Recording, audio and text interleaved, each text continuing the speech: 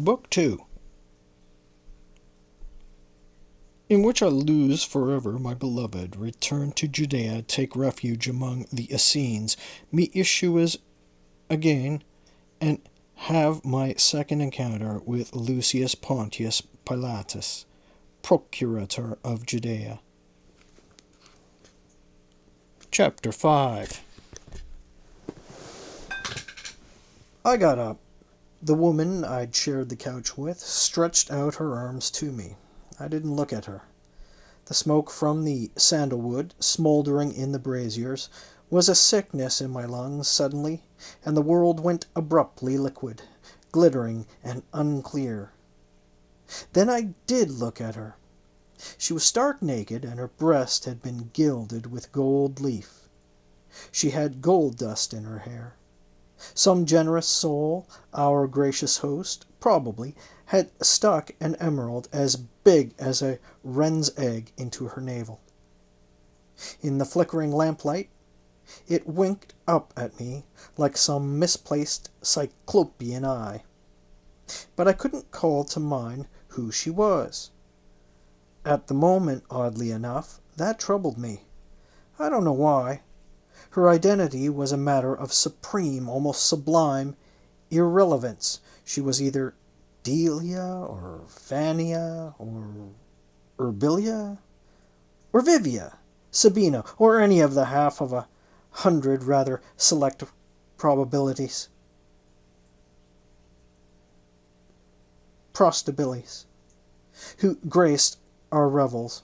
All of them, the best, the most expensive articles, delicate and famosae, delicatae, and famosae, whose fees put them beyond the reach of any man having an income less than 8 to 10 million sesterces annually. A distinction of sorts, I suppose. I stood there trying to remember what she called herself, which was the wine working in me, because it wasn't worth the effort, and anyhow, at Avidius's Publius house, it wasn't even customary to keep the same partner all night. Nathanias, she crooned. Caius, Nathanias, darling. No, I said, the world sliding out from under me in a belly-churning swoop. Not Caius Nathanias. You perfumed bitch. Nathan Bar Yehuda. A Jew. Do you know who or what a Jew is? No? I don't either. One of God's chosen people, my uncle Hezron says. Chosen for what? Death, likely. Destruction, chaos, and... Then memory exploded in my entrails, and I screamed. I don't think they even heard it. They were too busy. I could see from the glazed expression in Virginius Rufus' eyes that one of Publius's little fellatories was at him under the table. Sextus Oppius, whose crowning vice was gluttony, was tickling the back of his throat with a peacock feather, while a naked little slave, a catamite or a prepubescent girl, I couldn't really tell which or only the backsides were visible from where I stood, and those slim buttocks were indication of the genitor, if any, to which the creature belonged, stood ready with the silver basin. All the rest were shrieking with laughter, weeping drunkenly, swilling wine, cramming food down their gullets with both hands, or making love. A euphemism, that last, of course. Flavius Dolabella and Aurea Pieta stretched out on the table before him in a litter of overturned dishes, her lovely body smeared all over with greasy mess of food. He was pouring wine over her belly, loudly proclaiming that she was secunda mensa, dessert, and that he was going to devour her. Then he proceeded to, almost literally, I reeled away from there toward the peristylum, the roofless inner court, where at least I could breathe, cool my feverish forehead, in the fountain, think. No, God, no, not that. I must never think again, never allow my head to become unsodden enough to realize, remember. I didn't see the busy couple on the floor, so I fell over them, crashed full length to the marble pavement of the triclinium, the dining room. I got to my hands and knees and stared at them in astonishment. They were making love by the quaint, primitive, old-fashioned, provincial method which, therefore, I left my native Judea. I'd thought was the only way you could go about it. I started to laugh. The utter idiots. Didn't they know that such unstudied carnality often resulted in children? And nobody in his right mind wanted children any more. Not in Rome of Tiberius Caesar. I was still laughing when I got to my feet. I don't know yet at what point my laughter drowned in the rising, bitter sea surge of my tears. I stood there, leaning against a pillar. I could hear my own voice, or its echo, for the sound of it came from neither Tartarus, beyond the Styx, across black Lethean waters, below the well source of grief, of weeping. God, God, God, God! Then I felt a hard hand come down on my shoulder. I turned and looked into the swarthy face. At first I couldn't place the man. Then it came to me. He was a newcomer, a Spaniard from Sevilla, a town far down the shores of the Iberian Peninsula, whose citizens, for some long-forgot reason, enjoy Roman citizenship. His father, Marcus Pontius, had distinguished himself under Agrippa against the Cantabrians, and had won the high honor of being given the pilum, the javelin, on the field, which was why this lean and sardonic lecher had adopted the name Pilatus, Lucius Pontius Pilatus, he called himself now. And he aimed high. He was courting no less than Claudia, granddaughter of Augustus himself. God? He said, in that sibilant, jesting voice of his, which made impious mockery of every word he uttered. And what, my dear Caius Nathanius, precisely is this quality, this attribute, or, if you insist, this being that you call God? I stood there, staring at him. From the very first instant I met him, I instinctively loathed Pontius Pilate. Yet, strangely, he had always shown great interest in, and even a marked fondness for me. Then it came to me how to answer him. I unhooked the jeweled pin, the fibula, from the shoulder of my toga, loosed the silken cord from my waist, then, oblivious to the pain, I took a still smouldering coal of sandalwood from the nearest brazier. With these three elements I fashioned a compass, and scribed a perfect circle upon the floor. Pontius Pilatus, looked down at it, his heavy brows lifted. The curl of his lip became more sardonic still. And this, my dear Nathanius, is your God, he said, the lazy Iberian accent slurring his Latin.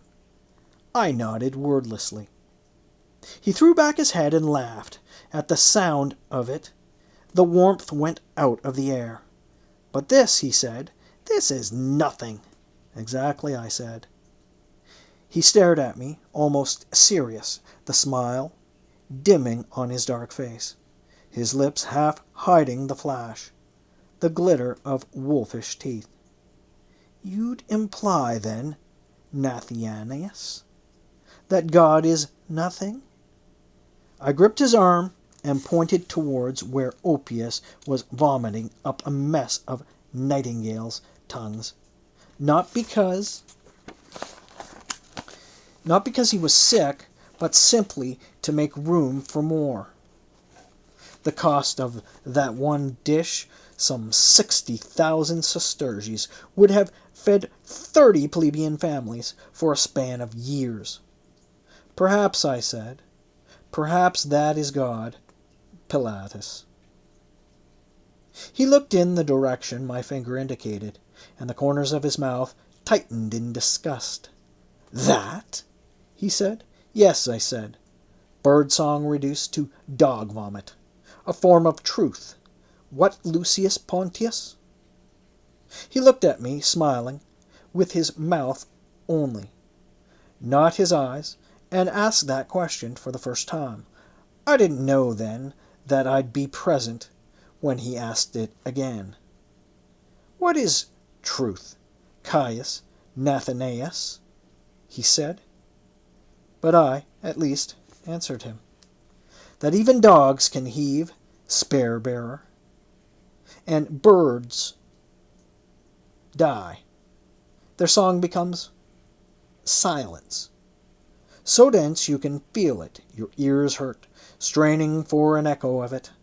For the lilt and twitter of the voice you've murdered. That. He leaned forward, peering at me. When he spoke, his voice had something in it as close to compassion as he was ever capable of. Why do you weep, Nathanaeus? He said. I turned on my heel and left him there.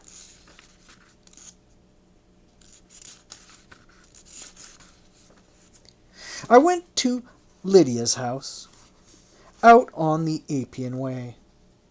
So crazed was I by then that I marched straight toward it, about route, as I usually did as a precaution against my Uncle Hezron's finding me.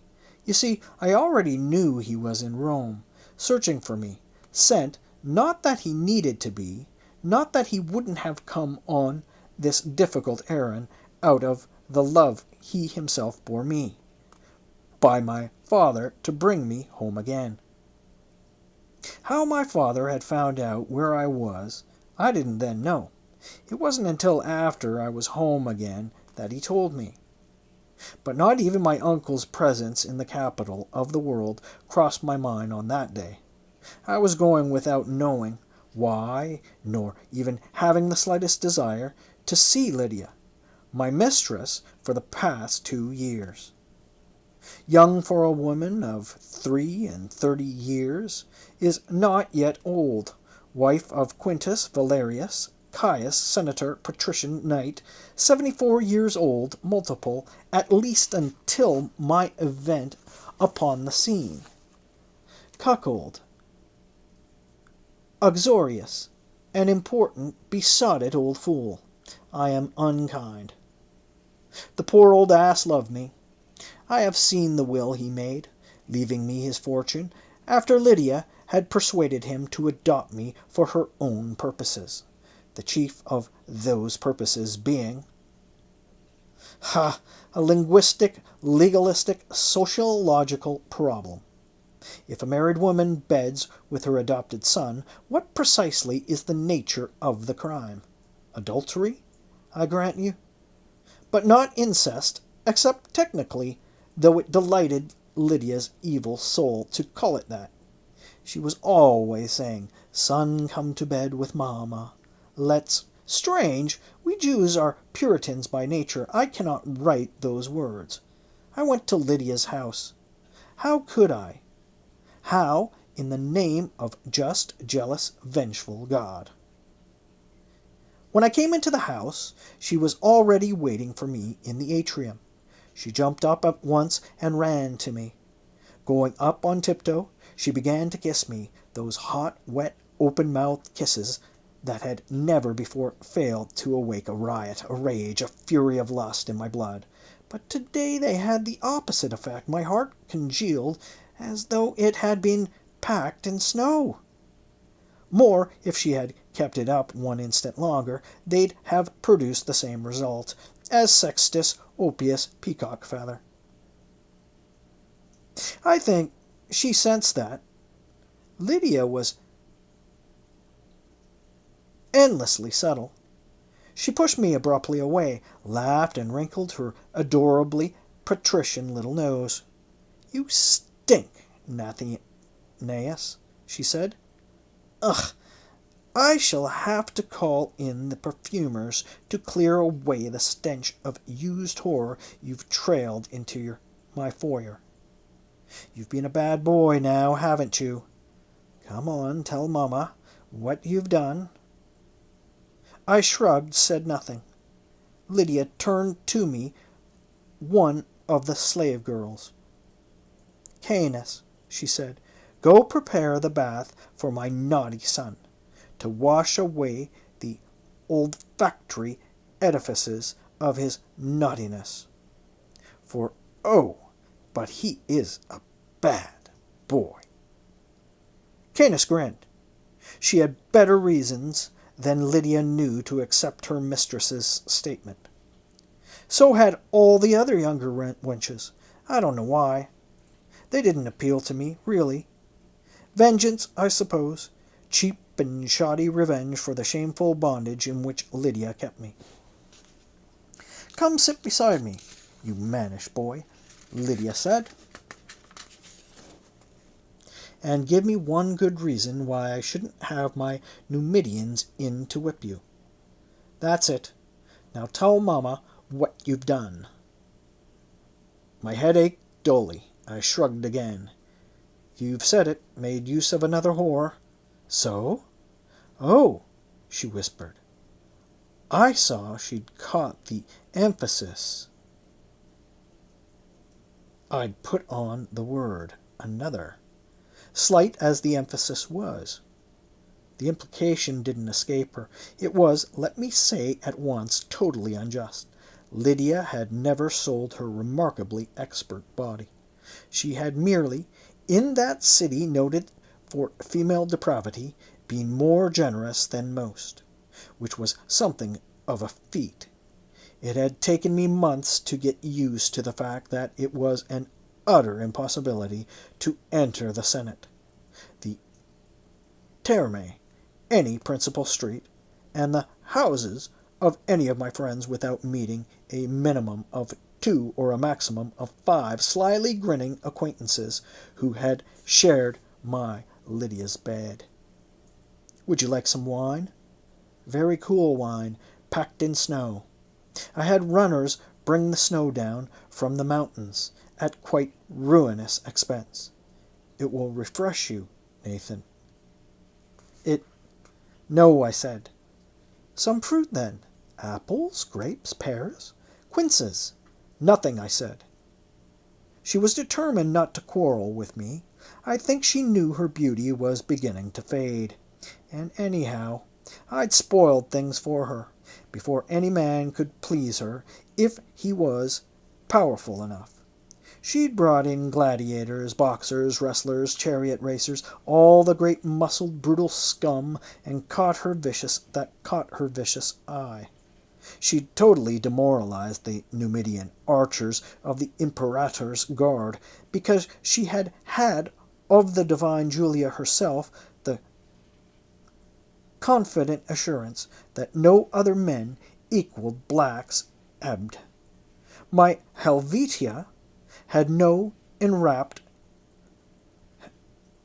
so immersed me in tenderness, that to Lydia, whose sexual proclivities were those of a lioness, I was a revelation. I know she was absolutely faithful to me, a statement which, if made in public, would have caused half of Rome to collapse in helpless laughter. Yet, strangely enough, it was true. Lydia loved me. She was one of the 4 women in all my life who truly did. I lay there in the bathing pool. I could feel the hot, perfumed water soaking the tiredness out of my body. The long, slow ache. But where I really hurt, it couldn't reach. I kept my mind locked against that horror. Totally, I realized now that to be able to do that, to keep my hands from raising themselves to my face and clawing my eyes bloodily from their sockets so that they who'd already seen the unspeakable, the unbearable, would see no more, to keep the brine and bile from rising from bowels quite literally torn by horror, grief, and spewing forth upon the riptide of my anguish. I had to be mad. Lying in that marble pool, watching Lydia strip off all her stola in order to join me, letting my eyes play with the ghost, the remembrance of pleasure, over her rarely perfect body, I was coldly, completely, unmistakably mad. She plunged into the water with me, and began at once to kiss and play with me, worshipping Priapus with her hot and busy hands. I shoved her away from me. "Nathan," she whispered, "what's wrong?" "Nothing," I said. "There is," she said. You've done something terrible. Your eyes." I stood up, stepped from the bath. At once the slave girls began to towel the water from my body. Others, the Vestapeleci, dropped a clean, short tunic and then a fresh toga over my head, began to arrange its folds. I sat down on a teak and ivory stool, while Eunice, the prettiest of them all, knelt and placed my sandals on my feet, lacing them skillfully about my ankles. Then I got up again. I even think I was smiling. "Where are you going?" Lydia said. I could hear her voice growing shrill. I raised my hand in a gladiator's salute. "Salve, Lydia," I said, and my voice was gentle. "Salve, divina imperatora mea. Moritore te salutamus." Then I turned and walked out of the bathing room, through the atrium, into the street. The shock that my words produced in her held her long enough for me to do that. Then feeling surged back in her, I think, with the recognition that I meant them. She didn't even wait to let her attendants dry or dress her. Naked as Venus, she burst out into the Appian Way in the full light of morning, the droplets glistening on her body. By then I was locked in my uncle's arms. Hezron ben Matthias raised his bushy brows and glared at her. I could see his great beak quiver with disgust, and Lydia quailed before that look. Before the iron sternness of the Hebrew prophet, my uncle must have seemed to her, contorted her arms and legs to cover her nakedness, opened her mouth to let a wail of terror out, only to have it drowned in my uncle's thunderous roar. "Jezebel!" And hearing that awful name, not even knowing the meaning of it, Lydia became a flash of snow and midnight, blurring perception as she fled. "So," Uncle Hezron roared at me, "it's true. You've become a fancier of strumpets, a seeker after strange women, even a prenticer of abominations." "Yes? Turn me loose, Uncle Hezron," I said. "Turn you loose? I've come to take you home, Nathan. Away from this stew of filth." I shoved against him rudely, trying to break his iron grip. "Turn me loose," I yelled. "I can't stand the smell of a Jew." He looked at me, then gravely, sadly. He didn't even take offense. All he said, and that quietly, was, "'Tis a smell you'll never rid yourself of, my boy." But now another antic notion possessed me. I put out my hand, began to fumble in his pelages, the sacred curls, his beard. He struck my hand away angrily. "Just what do you think you're doing, Nathan?" he said. I eyed him solemnly. "Looking for a louse in the beard of God," I whispered, and before he could recover from the shock of what must have been, to him, Chilul Hashem, a blasphemy against both holy Israel and her God, I had torn free of him, and was pounding off up the flagstoned way.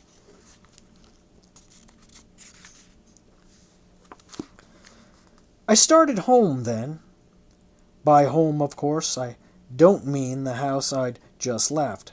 Quintus Valerius Caius' imposing palace on the Appian Way, but rather the modest little dweller near the Forum Iulium, surrounded by the towering 6- and 7-story high insulae, tenements of the workers, where for as many as 3 nights a week, when I could manage to escape Lydia for so long, but always for at least one, I shared the chaste and simple bed of my Helvetia. But I couldn't go there yet. I simply couldn't. So with the elaborate logic with which pure madness disguises itself, I went instead to the temple of Isis, the temple of the tender goddess, whom all Rome called the Mater Dolorosa, who is always presented as suckling the divine reborn, resurrected child god Horus. My Helvetia had a special devotion towards Isis. How many times had she prayed before this lovely image of divine maternity that we be granted a child? And now I knelt before the Holy Mother and prayed, my words a thick, hot jumble in my mouth. I started out in Hebrew, but the only prayers I know in that austere priestly language are addressed to Elohim, the invisible, the unutterable, the one, and it occurred to me at once that he who said, "Thou shalt have no other gods before me," would hardly approve of my praying to Isis. So I switched over to Aramaic, the language we speak now. But Aramaic is the child of Hebrew, and lends itself no more to praying to a strange goddess than Hebrew does. So I compromised and spoke to her in Greek, on the mad logical theory that the Ptolemies had ruled Egypt long enough for her to have learned it. "Mother of God," I said to her, "you who fan breath back into the nostrils of Osiris with your divine wings, who with your prayers caused the sailors of the boat of Ra to cease rowing so that the disk drifted, slowed, stopped in the sea of heaven, and Thoth himself descended from the boat of the millions of years to earth, to draw out Set's poison from the veins of your dead child with spells and magic and the great word of life, and the fluid of life itself, which he had of Ra, thus resurrecting the divine child, you who twice have performed the miracle of restoring departed life, who saved both your husband and your son after Anubis had borne them down to Amenti, the halls of death. Give me back my Helvetia. Give her back, I beg you. She was good, I swear it. No vestal was more pure. Do you not revere chastity? Don't you venerate tenderness? Then why, O Mother of God, did you my words drowned in the gale storm of my weeping?" The goddess sat there smiling and suckling the divine resurrected child. I saw she wasn't going to answer me. Her tender eyes turned cruel. Every fiber that bound me to reason broke. I could hear them twanging like the lute strings of the demon inside my head. I got up from there, rushed out into the street, filled both my hands with asses' droppings, a commodity of which there was never any lack in the streets of Rome, came back and hurled the fresh, hot, stinking dung into the faces of Isis and the child. I don't know how I escaped alive. I think her priestesses were too stunned to lay hands on me. By the time they'd recovered, and rent deaf heathen with their shrieks of horror, I had mingled with the crowd, was gone. And now, once again, I started home. On the way, I passed soldiers lashing slaves into greater speed, needfully for once. The slaves were digging into the rubble of a 7-story insula that had collapsed, a thing that happened every day in Rome, burying hundreds of plebeians in the ruins. I stood there watching them, dragging the grotesquely twisted bodies out. I remember that I was laughing. Die! I mocked those poor bloody dust-covered broken carcasses. Let everybody die. Why should you, stinking scum, live when my Helvetia's dead? That was the first time I'd said it. Admitted it to myself, and it sobered me. I turned my face in the direction of my house. I could go there now. Now I could. Nothing had changed. The house was still buzzing with flies. That thing, still lay in the tub, where she'd been ever since I went south to Baiae with Lydia 3 weeks ago. The water had evaporated. The blood from the great veins she'd opened. She was a Roman. She knew how to do it well. Where her arms bent, had clotted into ropes dried, turned black. The water had been perfumed. That smell, too, mingled with the rest, with all the other smells. The fat, white, blind, loathsome crawling things explored. No, that's rhetoric. A despicable form of literary cowardice. The worms, the maggots. I can't. Even yet I can't. All the places where my fingers, my lips, forgive me. But they really aren't any words, are there? Not for this. For this. That thing, who'd been spun sunlight, spring air whispering, a warm breeze drifting over. I mustn't make bad poetry of it, must I? Had swollen, so I had to pull and pull and pull to get her out of the tub. Parts of her. Isus Nazaretheus Rex Eud Deorum. Save, who couldn't even save yourself from jesting, Pilate, or your teachings from that liar, the madman, Paul? Came off in my hands.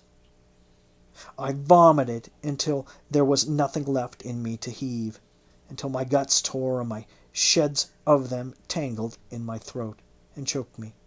By the time I got her out into the garden, what was coming up was blood. I buried her there. With my own hands I buried her, prayed over her in Greek, Latin, Hebrew, Aramaic, Coptic, Syrian, like the uselessly erudite ass I am. Prayed to all the gods, cursed them all, even Yahweh.